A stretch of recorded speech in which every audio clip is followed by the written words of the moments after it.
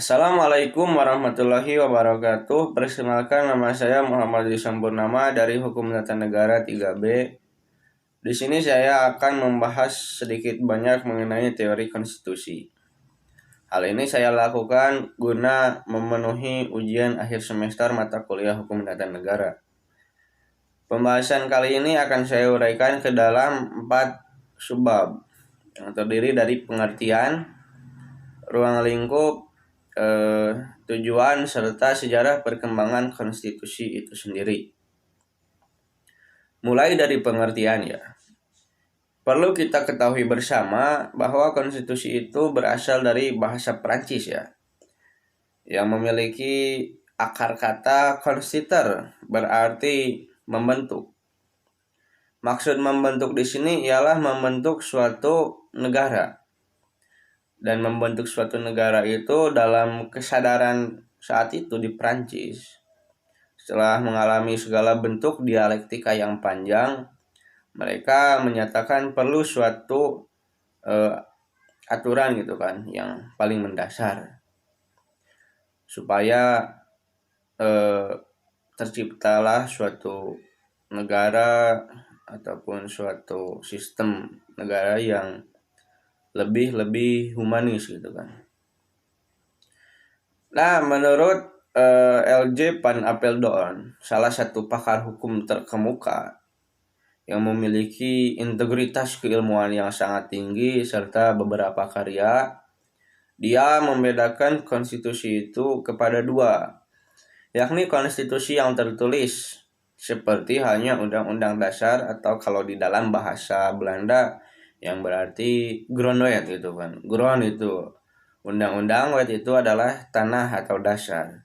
Artinya grondwet ini, undang-undang dasar ini, konstitusi ini akan menjadi hierarki tertinggi dalam suatu negara yang akan memiliki implikasi tentunya terhadap produk-produk hukum yang ada di bawah hierarkinya seperti peraturan pemerintah, TAP MPR ataupun peraturan daerah gitu kan, dan lain sebagainya. Nah, ada pula konstitusi yang tidak tertulis. Konstitusi yang tidak tertulis ini adalah segala bentuk hal-hal yang mendasar, yang menyertai undang-undang dasar misalnya, tetapi tidak dituangkan di dalam bentuk tulisan. Hanya saja menjelma menjadi tradisi, berjalan, berlangsung, dan dari generasi ke generasi selalu ada, ya seperti itu, selalu ada dan selalu berlaku.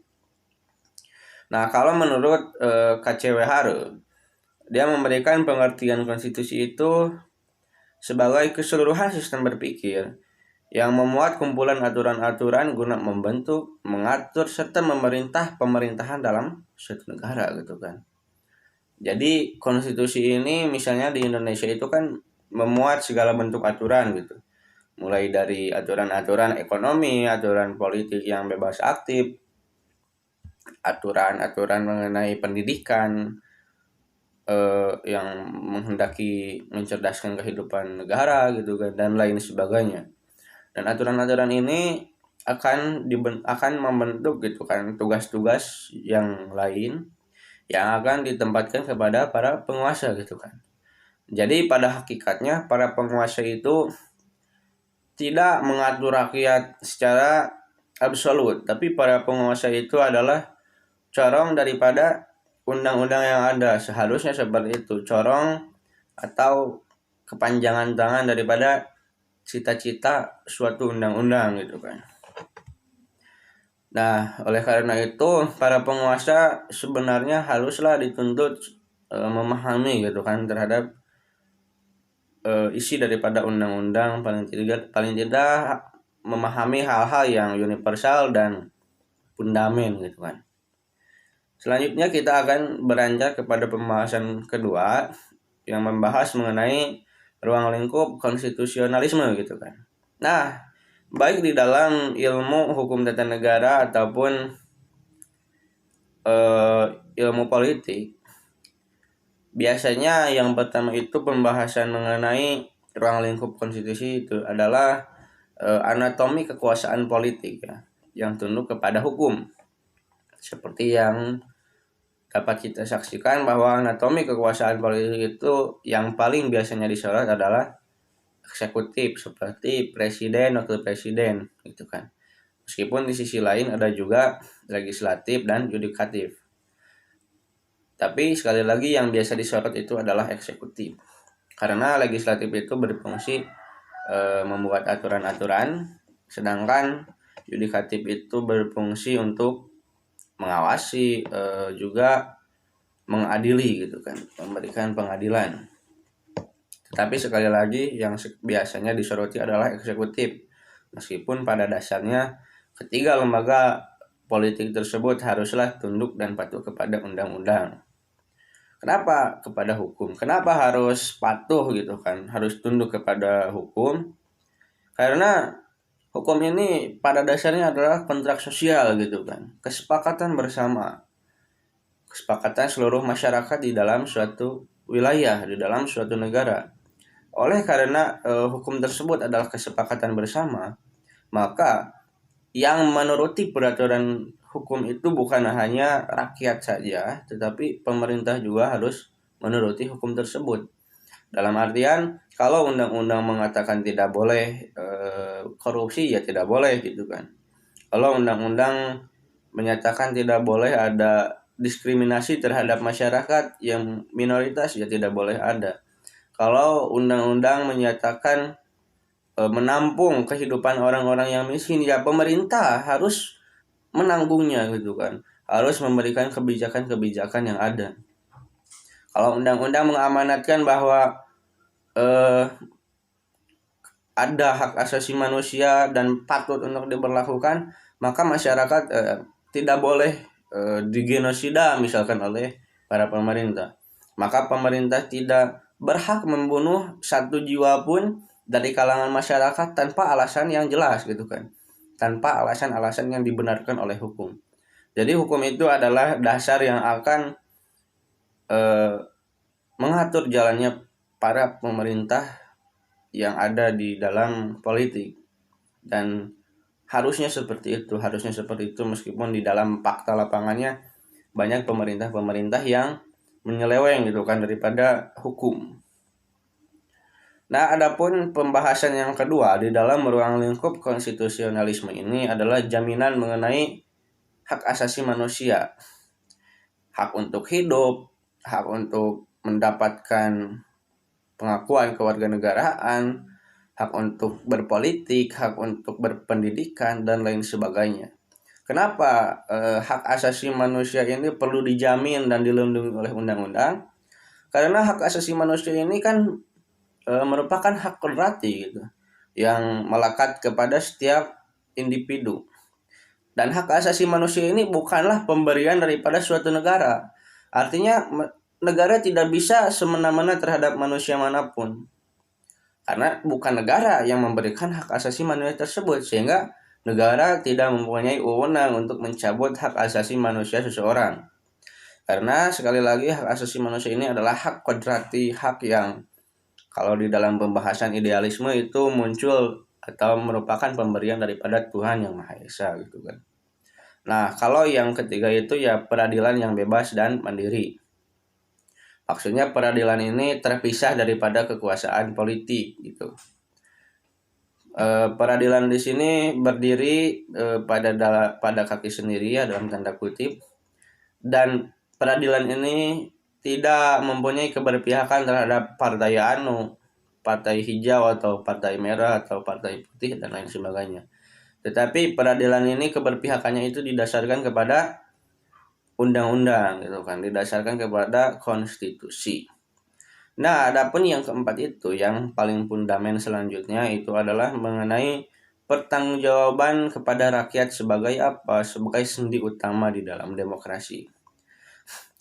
Ketika para pemerintah melaksanakan tugasnya gitu kan, baik membentuk suatu pembangunan, baik membentuk suatu pendidikan, jikalau ada suatu kecelakaan misalkan, contoh yang jelas gitu, ketika membangun jalan tol pemerintah itu, dan jalan tol tersebut rubuh gitu kan, menimpa salah satu pengendara yang ada di bawahnya, Nah, pemerintah itu ya harus bertanggung jawab gitu kan terhadap rakyatnya, memberikan pengobatan kepada rumah sakit, membiayai dan juga hal-hal lainnya yang berkaitan dengan peristiwa yang terjadi tergantung pada kasus-kasusnya. Nah, kalau yang ketiga itu kita berbicara mengenai fungsi dan tujuan konstitusi. Secara prinsipil, fungsi dan tujuan konstitusi ini yang memberikan kejelasan mengenai batasan-batasan suatu pemerintahan gitu kan. Dalam artian pemerintahan mempunyai batasan-batasannya itu seperti eksekutif. Eksekutif itu ya batasan kekuasaannya adalah menjalankan dan melaksanakan program gitu kan. Adapun batasan kekuasaan bagi legislatif itu adalah sampai kepada membuat produk-produk gitu kan. Produk-produk hukum. Meskipun di sisi lain ya ada kesinambungan antara eksekutif dan legislatif gitu. Kalau yudikatif jelas dia meninjau, mengawasi dan lain sebagainya.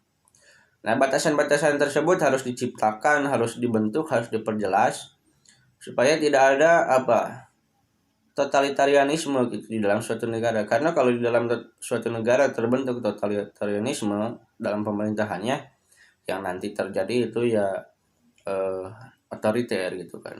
Ketika otoriter terjadi sebagai suatu bentuk keganasan di dalam pemerintahan, maka implikasi-implikasi selanjutnya yang akan kita lihat itu adalah kematian demokrasi. Dan ketika demokrasi mati, maka rakyat tidak lagi mempunyai kekuasaan gitu kan di dalam menentukan hajat hidupnya. Yang mempunyai kekuasaan hanyalah pemerintah yang absolut tadi, yang otoriter tadi.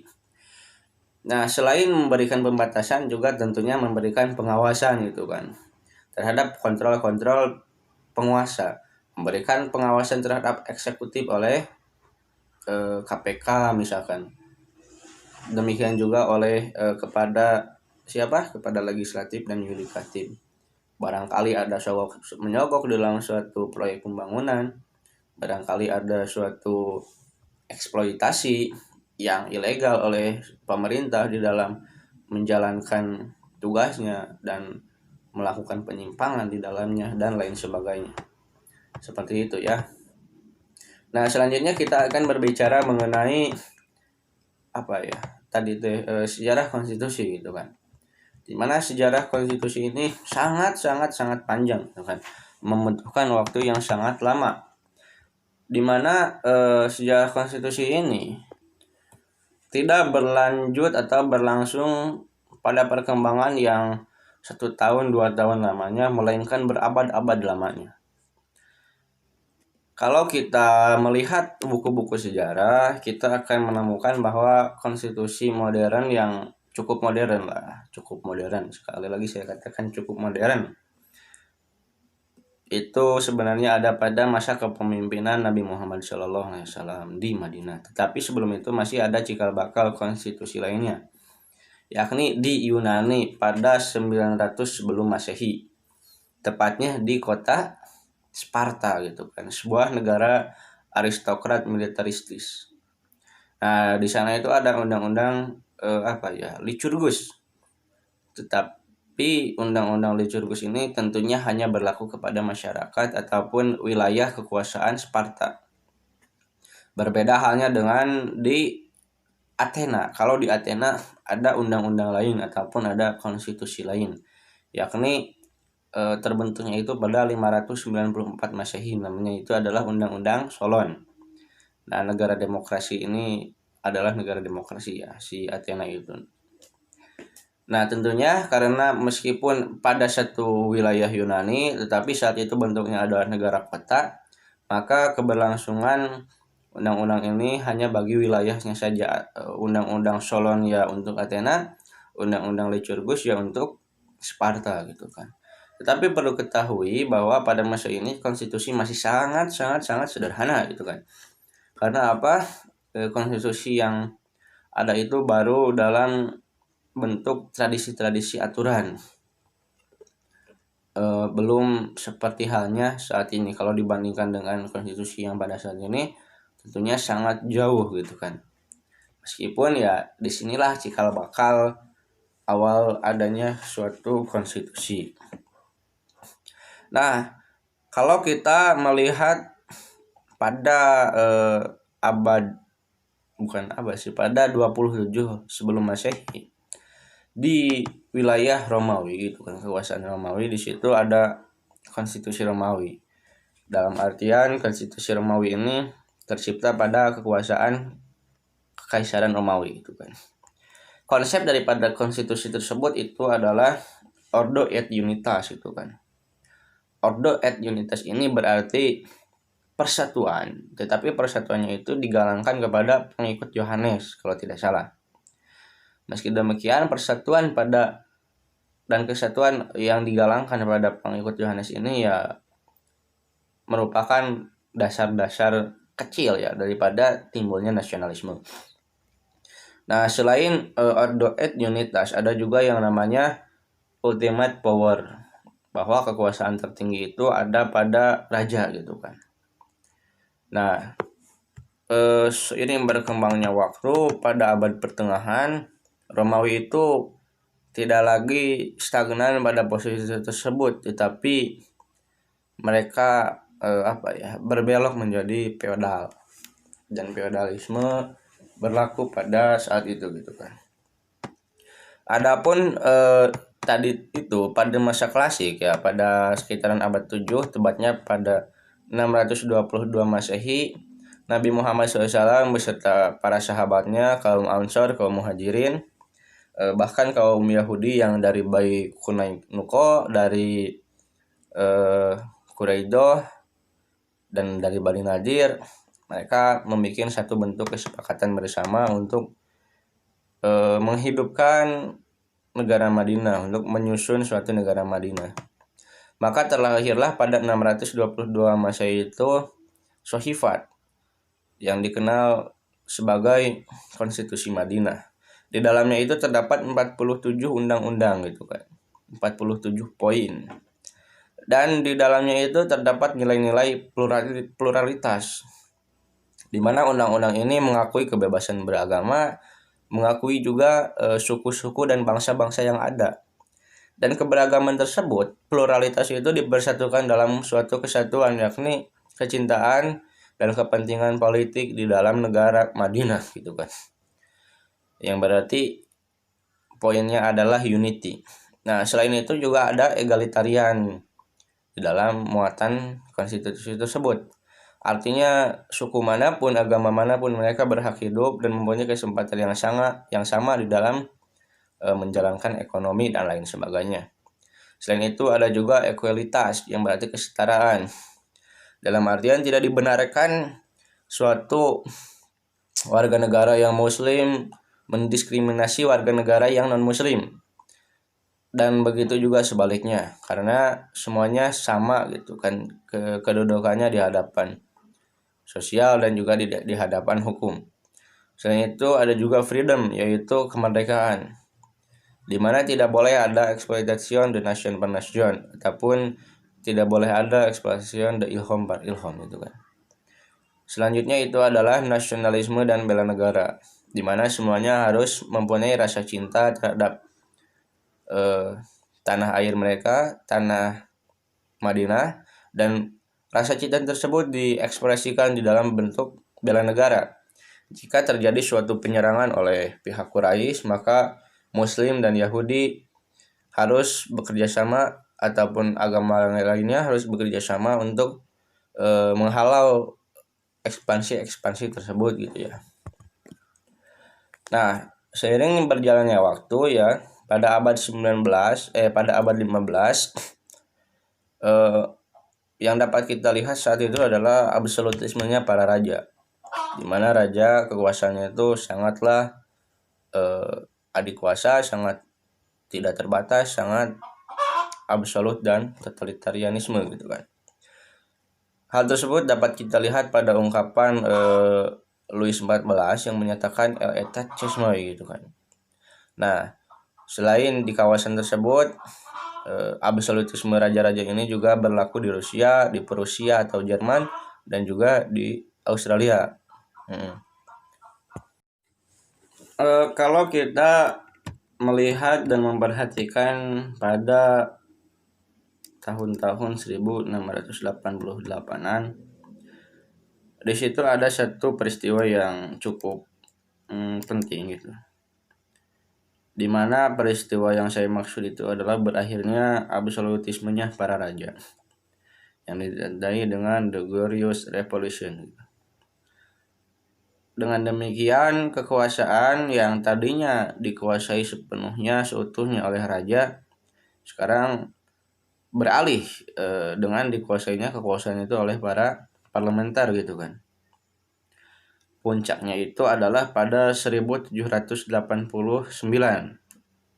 dengan berkecamuknya revolusi Prancis, dan pada 1791 konstitusi itu diterima oleh Louis XVI. Perlu dicatat, di tengah kecamuknya semua itu terjadi yang namanya Declaration des Droits de l'Homme et du Citoyen gitu kan. Di mana deklarasi tersebut ini diilhami oleh gagasannya J.J. Rousseau pada buku The Contract gitu. Nah, di sini sudah timbul bibit-bibit parlementer gitu. Kalau pada Yunani itu kan demokrasi langsung ya di Athena. Kalau pada di pemimpinan Nabi Muhammad itu adalah yang paling menonjolnya itu adalah mengenai nilai-nilainya, pluralisme, egalitarian dan semacamnya. Nah, pada tahun ini yang paling menonjol itu adalah parlementernya gitu kan.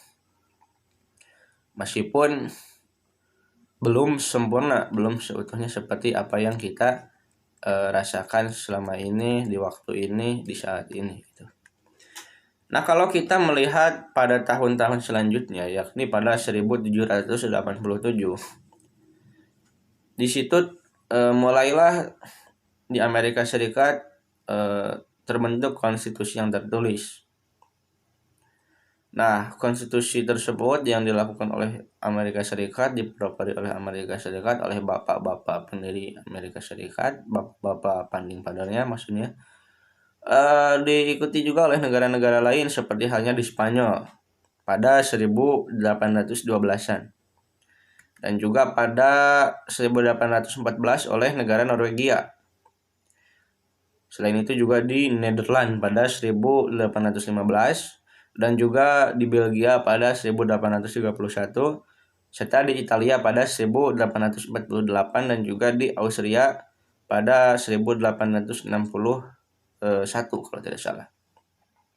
Dan meski demikian, perkembangan selanjutnya itu diwarnai dengan sistem demokrasi perwakilan, di mana legislatif memiliki wewenang untuk membatasi dominasi kekuasaan raja.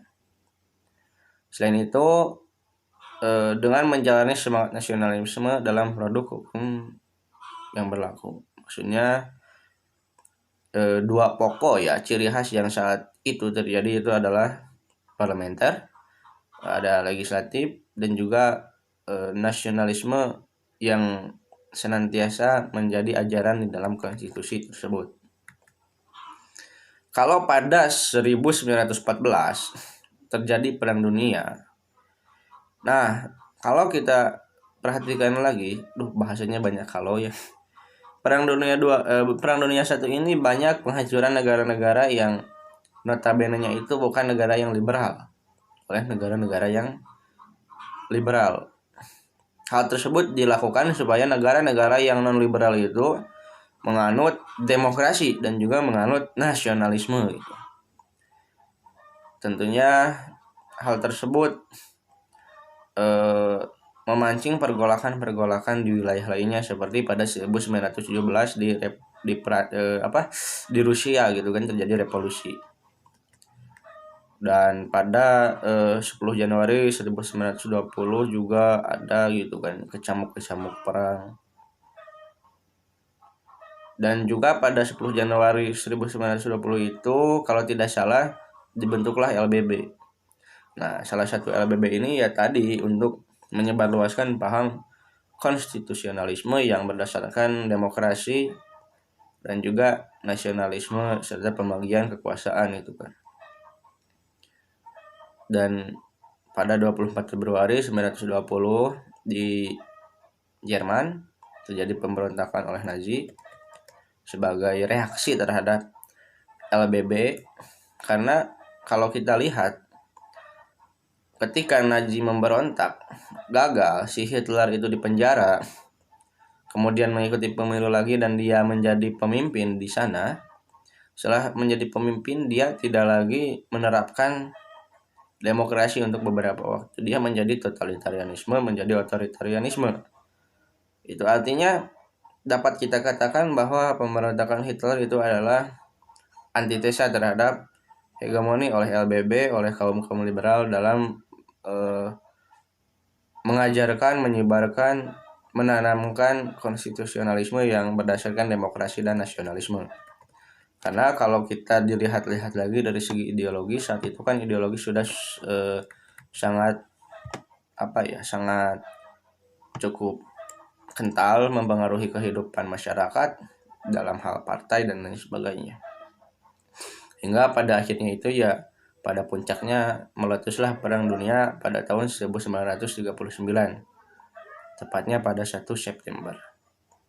Nah, dari serangkaian sejarah tersebut dapat kita pahami bahwa sejarah tentang konstitusi itu adalah sejarah mengenai dialektika kebutuhan umat manusia yang tadinya dihadapkan dengan feodalisme, para raja, masyarakat menemui kesadarannya di sana bahwa perlu ada batasan-batasan, sehingga masyarakat tersebut mencetuskanlah ajaran-ajaran mengenai konstitusi. Mungkin seperti itu. Terima kasih dan mohon maaf bila terdapat banyak kekurangan. Assalamualaikum warahmatullahi wabarakatuh.